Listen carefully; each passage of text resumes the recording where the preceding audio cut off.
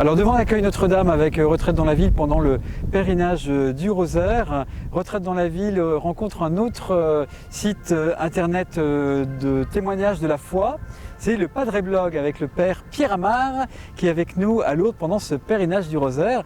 Bonjour cher Père, bonjour, merci d'être avec nous. Alors vous avez publié un livre dans lequel vous racontez une expérience qui a été radicale. Hein. Le livre s'appelle Hors service, aux éditions Artege, et vous racontez une maladie qui vous a surpris du jour au lendemain, qui vous a mis KO, qui vous a mis au bord de la mort. Alors dans cette ambiance post-confinement, Covid qui revient, il y a les inquiétudes, on a tous des amis qui sont morts dans ce Covid. Comment le Christ nous aide à traverser ces épreuves? Comment le Christ nous invite à faire face à la mort, à ces épreuves de santé? C'est vrai qu'il y a 2 ans, on ne m'a pas caché que c'était peut-être la fin du voyage, mais vous voyez, finalement, la médecine et la prière ont été efficaces. Il y a 2 choses qui m'ont très aidé à l'hôpital et puis après dans le temps de la convalescence. Et je suis très heureux de le dire avec vous ici à Lourdes.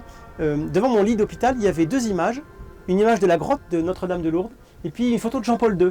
On sait que les deux sont singulièrement connectés, puisque Jean-Paul II est venu plusieurs fois à Lourdes. Et vous voyez, ces 2 images à la fois d'un homme pape, mais en fait prêtre, qui souffrait, qui a été aussi étroitement lié à la souffrance. Et puis Marie, mère des prêtres, mère des hommes, qui rejoint toujours la détresse de ceux qui peinent et de ceux qui souffrent. Et à Lourdes, ça, on le voit même à l'œil nu. Ces 2 images m'ont profondément aidé. Maintenant, voilà, le contexte actuel qu'on partage, qu'on vit tous, il nous touche nous aussi les prêtres. On est des hommes, on n'est pas déconnectés de la vie des gens, on vit avec vous tous. Évidemment, cette période, elle est singulière, elle est évolutive, elle est angoissante.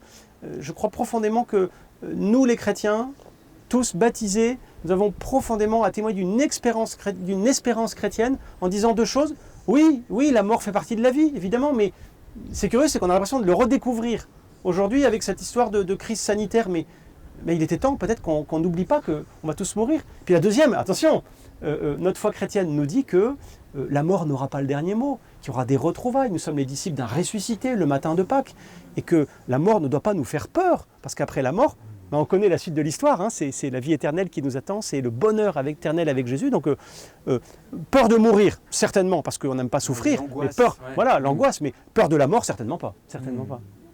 Alors c'est vrai que moi on m'a fait souvent remarquer que les prêtres depuis un moment ne parlent jamais dans leur prédication des fins dernières, de ce qui nous attend au-delà. Peut-être c'est aussi une pudeur, mais je pense que c'est l'air du temps. Il faut parler de la vie. Pour nous les chrétiens, l'au-delà il commence maintenant. La vie éternelle elle commence maintenant. Il y a une continuité, il y aura une rupture évidemment, mais il y a une continuité.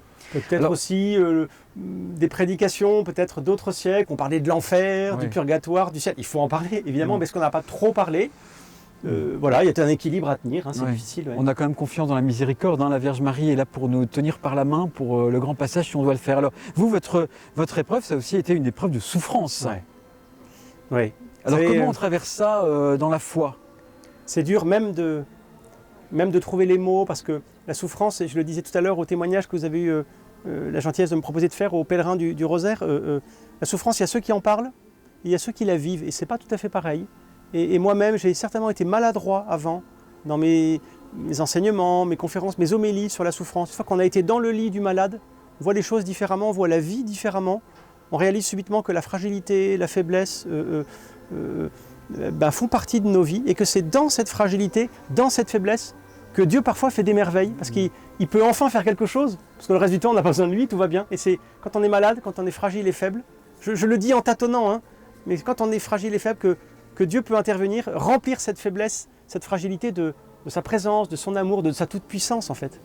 Dans la conférence que vous avez eu la gentillesse de donner aux milliers de pèlerins qui sont à Lourdes avec le pèlerinage du Rosaire, à l'instant, là, vous disiez qu'en fait, Dieu aime bien les gens fragiles, parce qu'il y a une espèce de béance, la lumière peut passer à travers des gens qui sont un peu cassés, comme des peaux qui sont un peu fêlées. Dieu aime bien ça. Et vous citiez toute une ribambelle de figures de bras cassés, de bras cassés que Dieu a choisi pour faire pour annoncer la lumière et pour annoncer Moïse qui était belle, vous vous en souvenez. Même dans les apôtres, d'ailleurs, on voit bien les apôtres, c'est pas une équipe de winners, hein, ils ont leurs limites, ils ont leurs failles, y compris le premier pape, Saint Pierre. Mais c'est avec ces hommes-là, limités, fragiles et faibles, que Jésus construit son Église. Donc hier comme aujourd'hui, c'est avec nos fragilités que Dieu va faire des merveilles, non pas malgré la fragilité, mais avec, et même sur cette fragilité.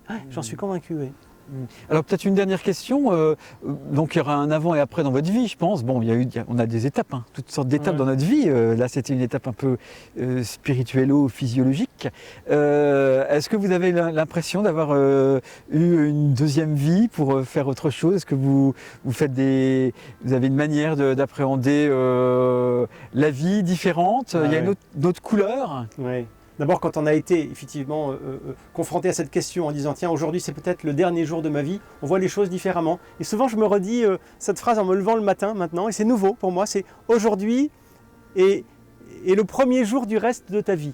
Donc cette journée que Dieu te donne, c'est peut-être la dernière, vis-la à fond. Il y a, vous savez, les épicuriens, là, les philosophes de l'Antiquité disaient « cueille le jour, carpe diem ». Il y a certainement un carpe diem chrétien, un cueille le jour chrétien, vis ce jour avec Dieu, comme si c'était le premier, comme si c'était le dernier, et il aura une saveur, une couleur particulière. Vis-le entièrement à fond, en te donnant, en partageant. Vous savez, toute vie, elle est belle quand elle est donnée. Même si on est limité, même si on est fragile, même si on est ligoté à son lit d'hôpital, toute vie donnée, fragile, elle est belle, elle est belle, elle est féconde.